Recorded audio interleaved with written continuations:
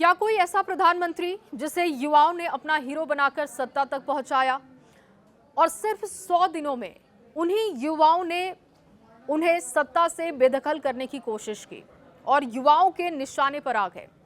नेपाल में इस वक्त कुछ ऐसा ही हो रहा है। जिस जेनजी आंदोलन ने पुरानी राजनीति को उखाड़ फेंका, जिसने एक रैपर को देश का प्रधानमंत्री बना दिया, आज वही युवा सड़कों पर है। वहां पर आग है, आक्रोश है और सबसे दर्दनाक कि 2 युवाओं ने आत्मदाह की कोशिश भी की। काठमांडू की सड़कें फिर से नारों से गूंज रही है।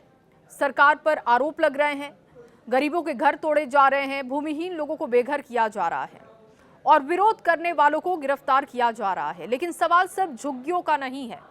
असल में सवाल है कि क्या नेपाल का जेनजी खुद के बनाए नेता से परेशान हो चुका है? क्या वो निराश हो चुका है? क्या बालेन शाह का 100 दिन का रिपोर्ट कार्ड फेल हो चुका है या फिर उनके खिलाफ कोई बड़ी राजनीतिक साजिश हो रही है? इस वीडियो में नेपाल की जेनजी आंदोलन की पूरी कहानी आपके सामने रखेंगे। बालेन शाह का उदय कैसे हुआ, उनके फैसले, 100 दिन का रिपोर्ट कार्ड, उनकी उपलब्धियां क्या रहीं और अब उनके खिलाफ आखिर बगावती सुर क्यों सुनाई दे रहे हैं, सब कुछ आपके सामने विस्तार से रखने जा रहे हैं। नमस्कार, मैं हूं आपके साथ जया मिश्रा। नेपाल की राजनीति कई सालों तक एक ही तरीके के चेहरों के आगे पीछे घूमती रही। केपी शर्मा ओली, पुष्प कमल दहल प्रचंड और इसके अलावा शेर बहादुर देउदा।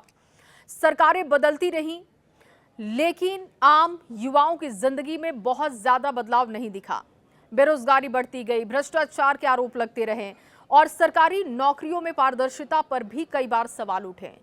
युवा विदेश भागते रहे। नेपाल की लाखों युवा आज भी खाड़ी देशों में जैसे कि मलेशिया, दक्षिण कोरिया, जापान और भारत में रोजगार की तलाश करते हैं।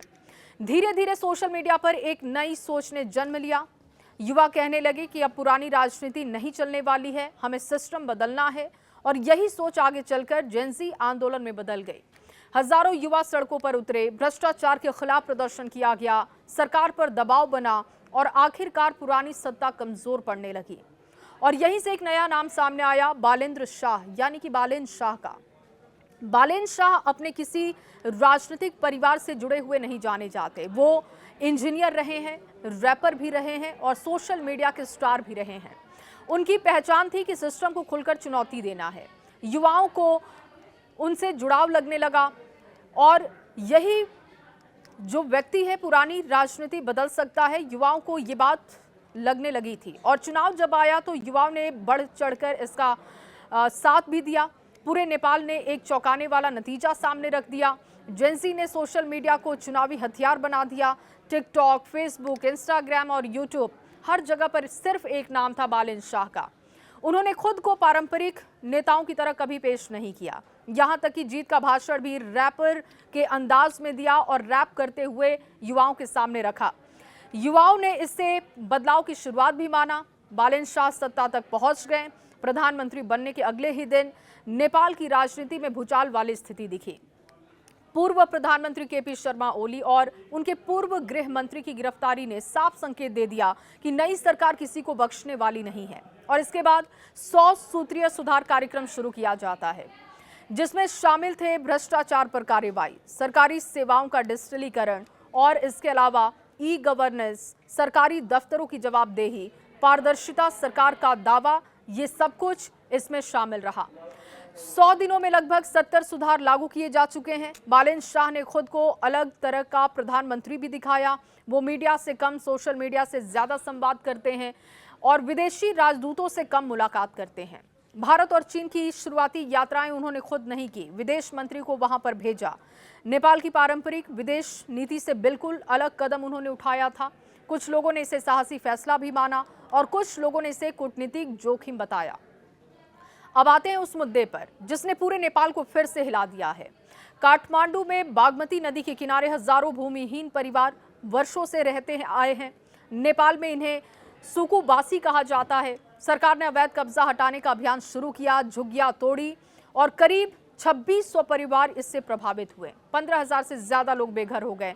सरकार ने कुछ परिवारों को अस्थायी शिविर में जाने के लिए कहा, लेकिन समस्या यहीं खत्म नहीं होती है। सरकार ने आदेश दिया कि 6 जुलाई तक ये अस्थायी शिविर खाली कर दिए जाएं। लोगों का सवाल था कि जाए तो आखिर कहां जाएं। इस बीच कीर्तिपुर के राहत शिविर में बाढ़ का पानी भर जाता है। करीब 150 लोग वहां पर रह रहे थे। बच्चे, महिलाएं, बुजुर्ग सब मुश्किल में आ जाते हैं और यहीं से सरकार के खिलाफ गुस्सा तेजी से आगे बढ़ा। जुलाई 2026 नेपाल के लिए बेहद दर्दनाक साबित हुआ। 25 साल का गणेश नेपाली, जिसने काठमांडू में पासपोर्ट विभाग के बाहर आत्मदाह कर लिया। इस घटना ने पूरे देश को झकझोर दिया। बताया जा रहा है कि सरकार व्यवस्था से ये काफी निराशाजनक स्थितियों को लगातार उजागर कर रहा था। सरकारी जो व्यवस्थाएं थी उसके प्रति गुस्सा था और प्रशासनिक व्यवहार इस कदम की बड़ी वजह बताई गई। और इसके बाद एक और आत्मदाह की घटना सामने आती है। अब मामला सिर्फ गरीबों के पुनर्वास का नहीं रहा, युवाओं ने इसे सिस्टम की संवेदनहीनता बता दी। प्रदर्शन किया गया, पत्रकारों की गिरफ्तारी के आरोप लगे, समाज सेवियों को हिरासत में लिया गया और छात्र संगठनों ने मोर्चा खोल दिया। और देखते ही देखते जेनजी फिर से सड़कों पर उतर आए।